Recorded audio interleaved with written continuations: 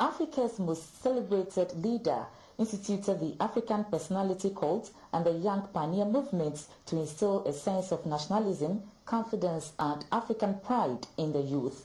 This, he felt, was the surest way to prepare the youth for leadership in future.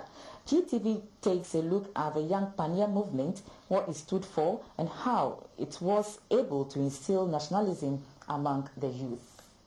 The Young Pioneer movement was instituted in 1958 by Dr. Kwame Nkrumah through the instrumentality of Mr. Zebi Shado, an MP, and Mr. Melbury Elliott, a close confidant of Dr. Nkrumah.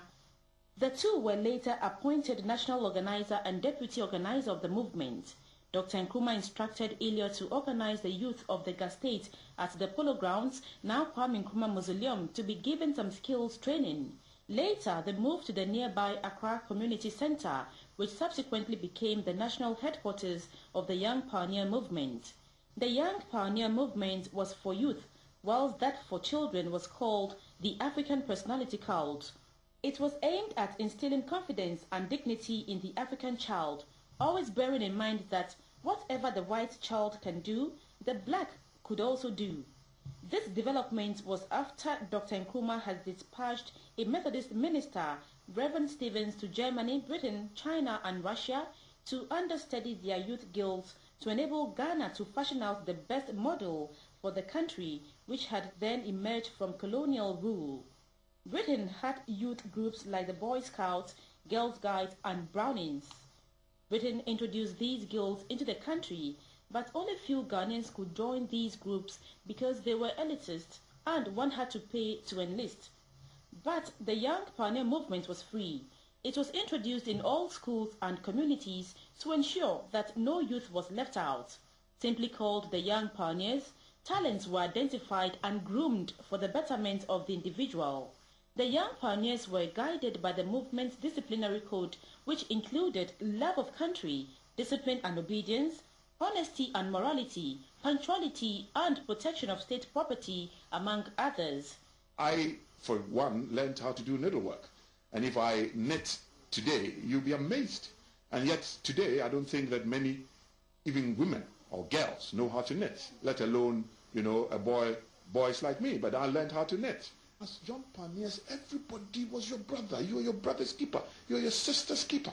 There was nothing like I'm an Ashanti boy and this person is a Ga and a Fanti and Ever and there was nothing like that. This is Madame Wilhelmina.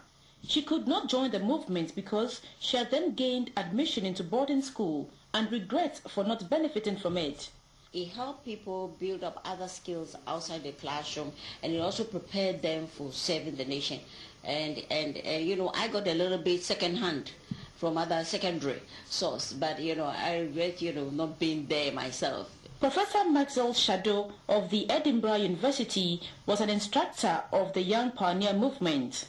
I was teaching everything: science, geography, first aid, and then organizing the African personality. The Young Pioneer movement was clouded with a lot of propaganda by Nkrumah's foes.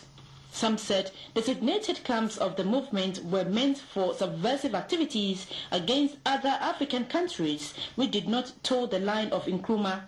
Others said the Young Pioneers spied on their parents to report those who spoke evil of Dr. Nkrumah. No wonder, after the coup which overthrew Dr. Nkrumah in 1966, everything, including his books, were torn, heaped and burned.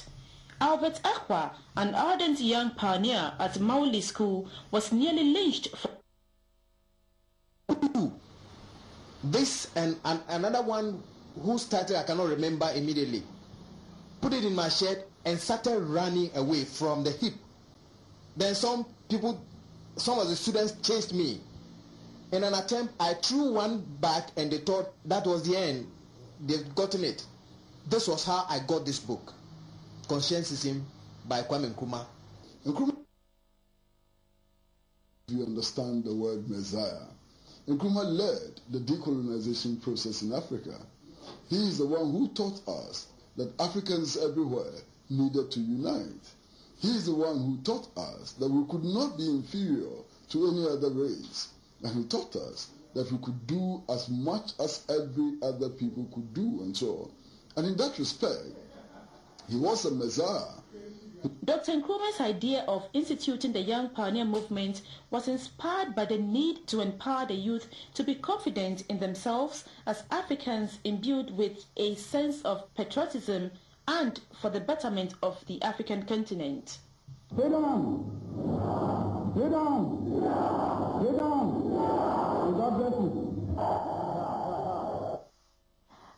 And as Ghanaians gear up in the centenary celebrations of the birth of Osagyefo Dr. Kwame Nkrumah, churches throughout the country held special prayers for the nation. GTV News brings you excerpts from some of the churches it visited. At the Calvary congregation of the Presbyterian Church at Agbogloshi, the nation was not left out during the intercessory prayer session. They prayed for the community on the celebrations and the leadership of the nation. At the Pentecost Church Central Assembly at Achimota, members prayed for wisdom and God's blessings for the leadership of the country. They also prayed for peace and unity in the country. Elder Nana Abra Eje of the church called on Ghanaians to work hard to help develop the country.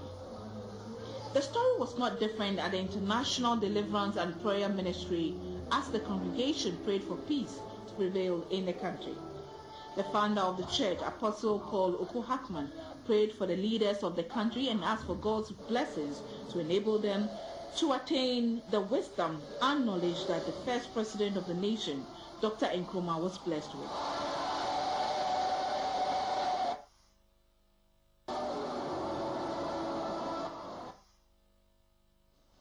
In commemoration of Dr. Nkrumah's centenary anniversary, student representatives from tertiary